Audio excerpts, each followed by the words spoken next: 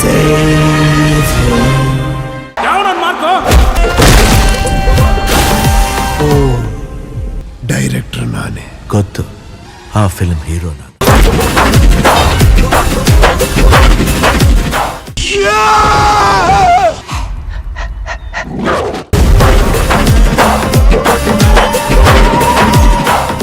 ಸ್ಯಾಂಡಲ್ವುಡ್ಗೆ December ತಿಂಗಳ lucky.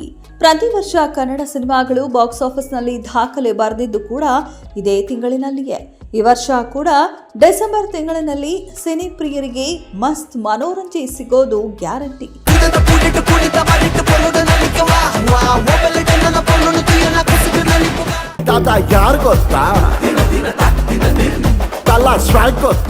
ತಿಂಗಳ ಆರಂಭದಿಂದಲೇ ಸಿನಿಮಾಗಳು ರಿಲೀಸ್ಗೆ ರೆಡಿಯಾಗಿ ನಿಂತಿವೆ. ಕನ್ನಡದ ಬಿಗ್ ಬಜೆಟ್ ಸಿನಿಮಾಗಳು ರಿಲೀಸ್ ಆಗಲಿವೆ. ಚಾಲೆಂಜಿಂಗ್ ಸ್ಟಾರ್ ದರ್ಶನ್ ನಟನೆಯ ಡೆವಿಲ್ ಸಿನಿಮಾ ಡಿಸೆಂಬರ್ 12ರಂದು ರಿಲೀಸ್ ಆಗುತ್ತಿದೆ.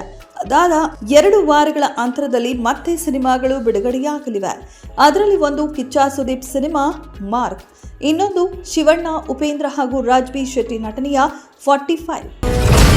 You must save him.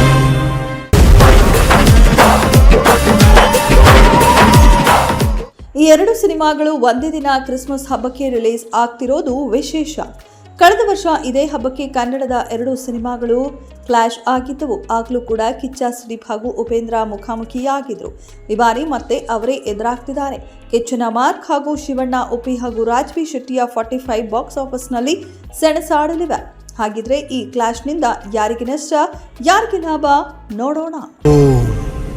Director ನಾನೇ. ಗೊತ್ತು, ಆ ಫಿಲ್ಮ್ ಹೀರೋ ನಾನು.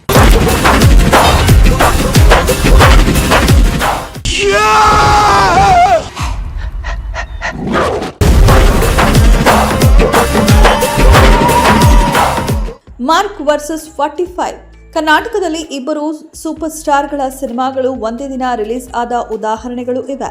2 ಸಿನಿಮಾಗಳು ಗೆದ್ದಿದ್ದು ಕೂಡ ಇದೆ, 2 ಸಿನಿಮಾಗಳು ಸೋತಿದ್ದು ಕೂಡ ಇದೆ.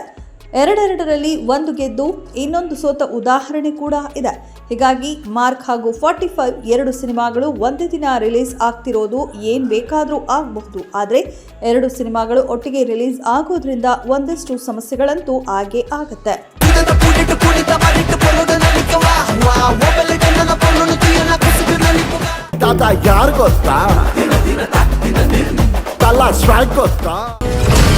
You must save him.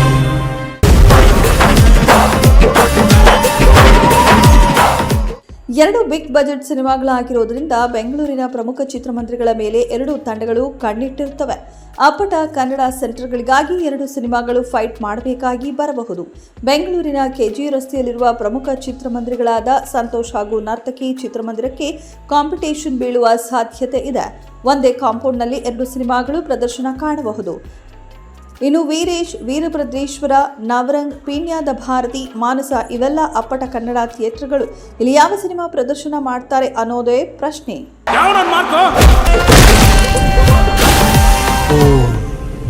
Director ನಾನೇ. ಗೊತ್ತು, ಆ ಫಿಲ್ಮ್ ಹೀರೋ ನಾನು. ಸಿಂಗಲ್ ಸ್ಕ್ರೀನ್ಗಳ ಜೊತೆ ಮಲ್ಟಿಪ್ಲೆಕ್ಸ್ ಕೂಡ ಮುಖ್ಯ ಪಾತ್ರ ವಹಿಸುತ್ತೆ. ಈ 2 ಸಿನಿಮಾಗಳಲ್ಲಿ ಯಾವ ಸಿನಿಮಾ ಚೆನ್ನಾಗಿರುತ್ತೋ ಅದಕ್ಕೆ ಮಲ್ಟಿಪ್ಲೆಕ್ಸ್ ವರವಾಗುತ್ತೆ. ಅದರೊಂದಿಗೆ ಅಭಿನಯ ಚಕ್ರವರ್ತಿ, ಕರುನಾಡ ಚಕ್ರವರ್ತಿ, ರಿಯಲ್ ಸ್ಟಾರ್ ಉಪಿ, ರಾಜ್ಬಿ ಶೆಟ್ಟಿ ಇವರಲ್ಲಿ ಯಾರನ್ನ ಜನರು ಮೆಚ್ಚಿಸ್ತಾರೆ ಅನ್ನೋದೇ ಸದ್ಯದ ಕುತೂಹಲ. ಇನ್ನು 2 ಸಿನಿಮಾಗಳು ಜೋರಾಗಿ ಪ್ರಚಾರ ಶುರು ಮಾಡಿಲ್ಲ. ಒಮ್ಮೆ ಟ್ರೇಲರ್ ಬಂದ ಮೇಲೆ ಒಂದು ಅಂದಾಜು ಸಿಗಬಹುದು. You must save him.